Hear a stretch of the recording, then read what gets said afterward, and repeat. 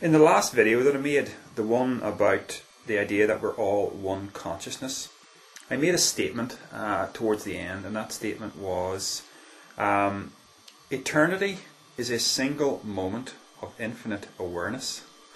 So the purpose of this video is to really go down the rabbit hole on that statement and to talk about what I mean. So basically what I'm going to attempt to do, and this is going to be impossible because it took me months to wrap my head around this, but nevertheless I'm going to give it a go. I'm going to try to completely transform your understanding of what time is. Okay? And I think the best starting point for this is to talk a little bit for a moment about the origin of the universe. Okay? Now, if you take the traditional scientific view of the whole thing, you're in a bit of a pickle because science has never been able to account for the origin of matter. We know that the universe is expanding, right? So we know that it had a beginning of sorts, but how do you account for the original material? You can't. According to classical physics, we live in a universe of cause and effect. Every cause has a cause. And if you try to apply that to your understanding of, let's say, the concept of God, if you put God within the framework of classical physics, what you have to say is, okay, God made the universe, so who made God? Let's say God number 2 made God. Okay, who made God number 2? Must have been God number 3. This is the problem known as infinite regression. Okay, so this is the problem that the scientific world is trapped in. You can try to use evolution as an explanation for the origin of everything, but you always come back to this initial problem. How do you account for the origin of the original material? You can't. So I'm going to suggest here, and I'm sure I'm not the first person to do this. Okay, this is not new. I'm going to suggest that the reason why we haven't got an answer is because one of our variables in the equation is wrong. And I'm going to suggest that the variable that's wrong is our understanding of time. Right?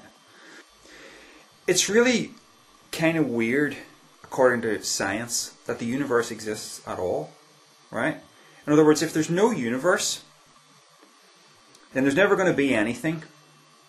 And we're not here asking these questions, and the whole thing is just wrapped up.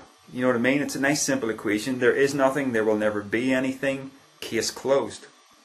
So, in order to get around this problem of cause and effect, the answer is, there is something that exists that is not a cause nor an effect.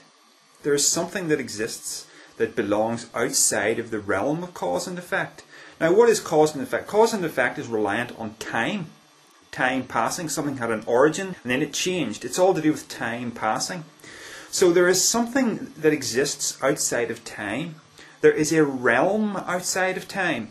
Now, this is where you have to start to think differently about the concept of eternity. It's typical to think of eternity as a line having no beginning and no end. In other words, it's kind of like saying God always existed, going right back further and further into time, forever, forever, forever. And then at some point he decided, boom, we'll make the universe. And then the universe goes on forever, forever, forever, or whatever. It's like that. That's the wrong understanding of time. Eternity is a realm that encompasses time.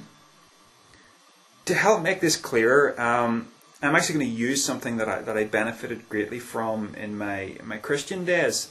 I mean, one of the cheap shots that atheism takes at religion is they say that religious people believe in this sort of bearded bloke in the clouds, and they refer to that as God. Not true, and it really is a cheap shot, because the kind of God that I believed in as a Christian was a very, very deep concept and a very, very logical concept. And to a large extent, I stick by the kind of understanding that I had back then, even today, now that I'm not a Christian. God is essentially self-existent beyond the universe. Here's a question to ask yourself about the concept of God, or the concept of infinite consciousness, or whatever name you want to put on it, right? I'll use the word God just for convenience because it's short, but I don't mean a religious deity, right? The concept of God. Do you think that God exists in what we would call the present? That God is trapped like we are in what we would call the present? Being today, which is the 30th of October, or 31st of October, it's Halloween, 2009. Is God existing only today like we are? So, if that's true, imagine what it would be like to be this consciousness, this being God. If you're trapped today, 31st of October 2009, and you know exactly what you're going to do, and you know exactly what's going to happen every millisecond of every day, because you're all-knowing, because you exist outside of time, so you know the beginning of time from the end of time. You know it all. So are you actually trapped here? And this begs another question. Is the 31st of October really the present? What about the 30th of October and the 29th of October? Oh, that's the past. Well, it's only the past from the perspective of me being in the 31st of October, right? When I was in the 29th of October, it was the present to me, right? When I was 10 years old, way back in 1982, that was the present to me, and God was existing in that time as well. So I don't think that God is stuck in what we call the present. God exists outside of time. He exists in what I would call a single moment of infinite awareness, right? It's kind of like saying that all time is encompassed by this. But I'm referring to it also as a single moment.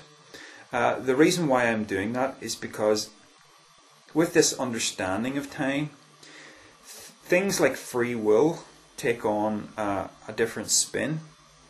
In other words, if you exist outside of time, can you make decisions?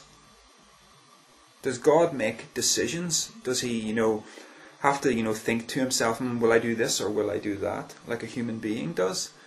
No, because if you know everything that it's possible for you to do from one second to the next, then you can't actually have anything that you would call free will. Free will is like a byproduct of being stuck in time. You know what I mean? God is not stuck in time. So that's why I call it a single moment of infinite awareness. Now, the next question is, when is that moment? Okay, that's kind of like the wrong question, because I'm saying that this moment encompasses all the moments of time, right? But from the perspective of me being stuck in this body, existing at this moment in time, on the 31st of October 2009, when is this moment of infinite awareness? And what's the only logical answer you can give to that question? The answer is now. Right now is that moment of infinite awareness. Now the seconds are ticking by here, right? Let's ask the question again. When is that moment of infinite awareness? And the answer is now. Right? But hang on, it's 15 seconds later than when I said it before. You see how this is hard to wrap your head around? The thing is, from our perspective, you could say time is moving forward. But the important thing to note is, even though time appears to be moving forward, it's always now. It's always the present. So this is where I started to understand, taking on board the information that I was talking about in the last video about how we are all one consciousness. Now, wrap these two things together, that, try to understand that you are infinite consciousness, that you are this God being, except you have been disconnected from your full awareness of that, of what you are. So, understand yourself being a human being as being a limited being, right? You're limited from the full awareness of what you really are. So the experience of time moving forward, what is that? All it really is you're being given access to different information from that single moment of infinite awareness. Right? That is what gives you the illusion of time moving forward. Deep stuff.